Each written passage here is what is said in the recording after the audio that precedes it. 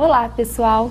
Eu sou a professora Maria Beatriz e vou explicar brevemente a importância da disciplina de metodologia para a elaboração do TCC.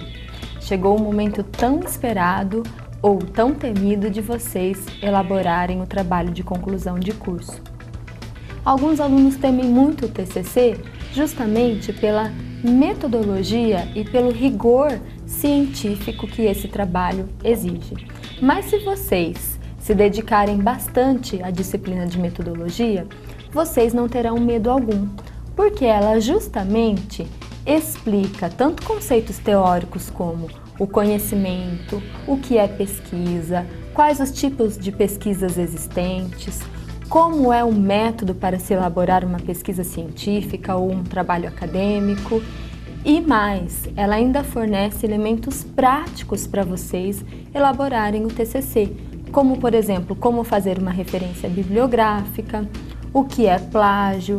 Esses dois aspectos eu considero fundamentais na elaboração de um trabalho de conclusão de curso, tá? Então, a primeira coisa, o aluno fala assim: eu quero pesquisar, por exemplo, na área de vocês, a influência da idade no uso da tecnologia, no uso das ferramentas tecnológicas. Tudo bem, esse é o seu objeto de pesquisa, esse é o seu tema. Primeiro grande passo é você pensar como você vai fazer essa pesquisa, ou seja, o método que você vai utilizar para fazer essa pesquisa.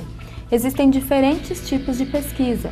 Uma pesquisa qualitativa, que se baseia em um estudo de caso, ou seja, o mais importante para ela é a análise e não a quantidade, que é a característica principal de uma pesquisa quantitativa, por exemplo. Ou seja, se você escolher um determinado tipo de estudo, um tema, um objeto de pesquisa, em que seja importante comprovar por meio de dados, a sua pesquisa deve ser quantitativa, ou seja, você tem que ter grande número de dados. E não adianta você escolher um tema mirabolante se você não tem o tempo e o método adequado para desenvolver esse trabalho, tá? Então, ao pensar no objeto de pesquisa, pensem logo no método, como vocês vão realizá-lo, tá? Outro grande e importante passo do trabalho de TCC é a parte teórica.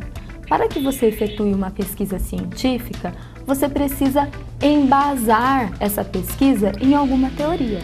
E nós, pobres mortais, não somos grandes Einsteins e vamos criar grandes teorias. Normalmente, nós nos pautamos em outros autores, em trabalhos que já foram criados para fundamentar o nosso. E aí o que acontece? O aluno lê um trabalho, por exemplo, lê um artigo na internet, gosta desse trabalho e acha adequado inserir parte desse trabalho no seu. Até aí não tem problema nenhum.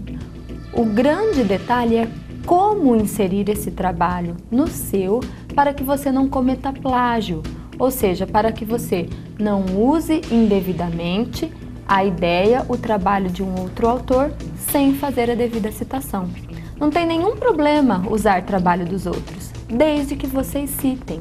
Então, na área de educação, que é a minha área, acontece muito, por exemplo, de os alunos dizerem: a educação passou por uma revolução na década de 80. E eu já digo assim no trabalho, quando eu leio uma frase desse tipo: quem disse isso? Você constatou isso? Você fez uma pesquisa lá na década de 80? Não. Então, cite o autor. De acordo com fulano, na década de 80, aí não tem problema nenhum.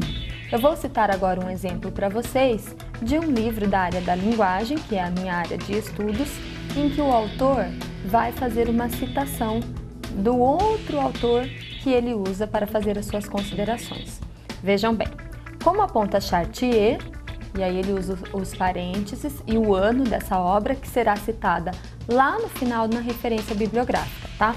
Como aponta Chartier, em que se fundamentarão as considerações realizadas a seguir, a relação do texto com o seu suporte se constrói historicamente. Vejam bem, olha o que ele disse. As considerações realizadas a seguir serão fundamentadas em Chartier.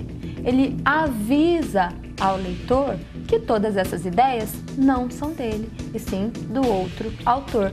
Aí, se o leitor se interessar, nossa, quem é esse Chartier? Ele vai ao final do livro, lá na referência bibliográfica, ou no caso, no trabalho de vocês, que será um artigo científico, vai ao final, que tem as referências bibliográficas, e procura quem é o Chartier, tá? É assim que se faz, por isso que é muito importante ter cuidado com o plágio e com as referências bibliográficas.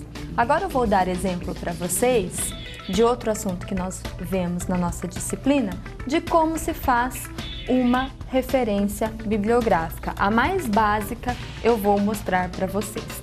Então, se vocês utilizaram um autor que se chama Antônio Filho de Almeida, por exemplo, e esse é o nome do autor.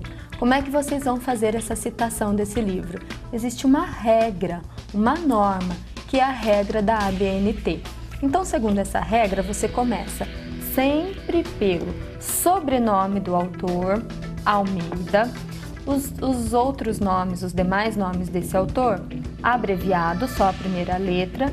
Logo em seguida ao nome vem o título do livro, o título em negrito. Nesse exemplo que eu estou dando, tem um subtítulo. O subtítulo não vem em negrito, só o título, tá? Aí em seguida vem a edição, se é a primeira, se é a segunda edição do livro, o local, a cidade onde esse livro foi publicado, no nosso caso São Paulo, 2 pontos obrigatoriamente, aí vem o nome da editora que publicou esse livro, no caso a Atlas, e o ano de publicação. Esse é um dos exemplos de como se faz referência bibliográfica.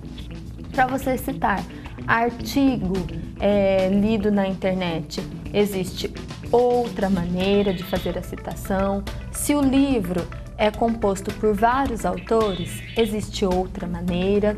Então, assim, não precisa decorar como se faz a referência bibliográfica, basta vocês consultarem. Se vocês tiverem sempre o livro de metodologia científica disponível para fazer o TCC, vocês não vão ficar em apuros, tá bom? Então eu desejo a todos vocês um excelente trabalho, dediquem-se porque o TCC é uma parte muito importante da formação de vocês, não só para o conhecimento teórico, mas também para o conhecimento prático. É isso aí, bom trabalho!